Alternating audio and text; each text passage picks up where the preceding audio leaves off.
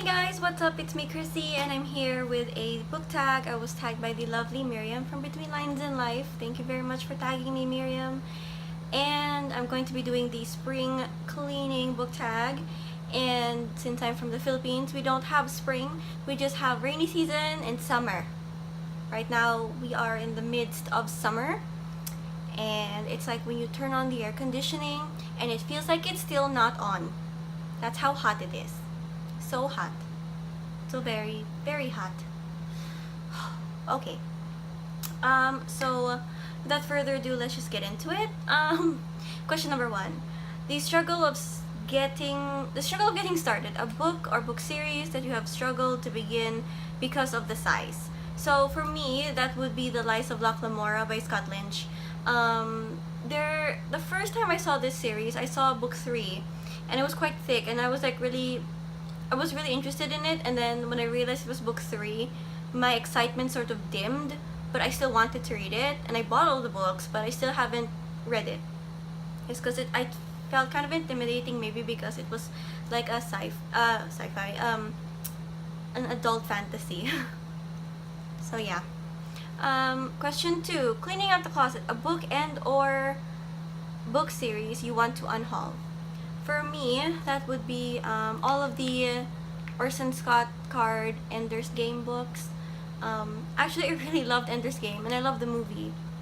I love the message and just, you know, it as a whole, not the author, but like what he created, you know what I mean? But I keep seeing all the books of Ender's Game that are on my shelves, and every time I see it, I feel a little burdened inside. When it's like, oh, you're gonna read that, you have to read that. At the same time, like, I don't want to read it. So, but like, I'm going to, but like, I don't want to read it now, and it's been like a couple years already, and I think I should have known that it's time to maybe let it go already, because for some reason, me and sci-fi don't agree very much unless there's a heavy fantasy element in it. With some sci-fi, but other than that, it's just not really working for me. Question 3. Opening windows and letting fresh air in a book that was refreshing.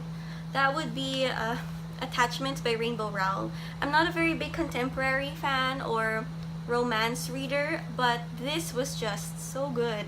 I couldn't help but root for the main character and see his growth in the book, as well as just feel so like fluffy and happy inside with like office romance.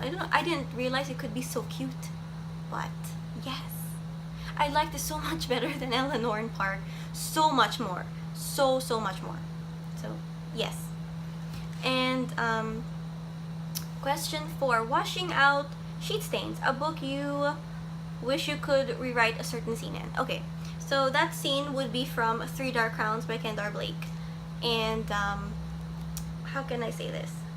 There was a certain scene here that seemed like it was too good to be true in a bad way. Like it didn't make sense to the story. Like maybe there was a purpose for it in the next book, or just to move something along in the plot, but it just happened like right out of nowhere, and it was confusing, and kind of it just disturbed my view of the book a little bit. But I was too preoccupied with like the sisters part, because my sisters just left the country at this time, so I was missing them really more than I was paying attention to this book. But now that I really think about it, that scene was a bit weird, and I'm not gonna say what scene it was because I might spoil you, and like I don't wanna do that. I'll just let you discover that scene on your own. Question 5. Throwing out unnecessary knick-knacks. A book in a series you didn't feel was necessary. Okay, so this one, I'm not sure if it was supposed to be a series, and I'm sorry, Miriam. I know you tagged me in this, and I know you love him, but like, what was up with like the Iron Woman from Ted Hughes? Like, I get it, though, like there was a very strong message in this one about the environment. I had some strong Captain Planet feels, you know, but I didn't get it because the first book was not very environmental, and it didn't really seem to have a point. But this one seemed to like really try to push a point, but I'm not even sure if it was a good point, but I'm not sure why this was, but I get it. It was the 90s. People were like very environmental at the time. I mean, we still are, but I mean, you know, I don't really see shows about Captain Planet anymore. It was a great show. Question 6. Polishing the doorknobs, a book that had a clean finish. For me, it's not really a book, the book itself, but it was the entire series as a whole, and that would be The Edge Chronicles by Paul Stewart and Chris Riddell. The last book in this just wrapped everything up so nicely, even though there was sort of a mix-up at the publishers. Like, the books ended up not being published in the correct order, which is weird because the question is a clean finish, but the way it ended for me was perfect. It just wrapped everything up so nicely. So yeah, The Edge Chronicles. And question 7, Reaching to Dust the Fan, a book that tried too hard to relay a certain message. Here we go. And that brings us back to Ender's Game, but I don't think I have book 2 here. I thought I did, and then now that I looked it up because I couldn't find or remember the title, I just grabbed Ender's Game, but it was really Speaker for the Dead. My gosh. That book was really trying to push a point that my brain just wouldn't accept. And I mean, it's cool if you get it, but at the same time, for me, I was just struggling to get through the story, but I wasn't sure what was really going on, and so the rest of my reading experience is really more of a haze of confusion. But I love the series as a whole, though. I mean, it was pretty good, but I don't remember that point exactly. So yeah. And question 8, the tiring yet satisfying finish of Spring Cleaning, a book series that was tiring yet satisfying to get through. So before the dawn of book 2, I was reading a lot of fantasy, and this was recommended to me by my best friend Kara, and because of her, this book has not left my house in the past 4 or 5 years.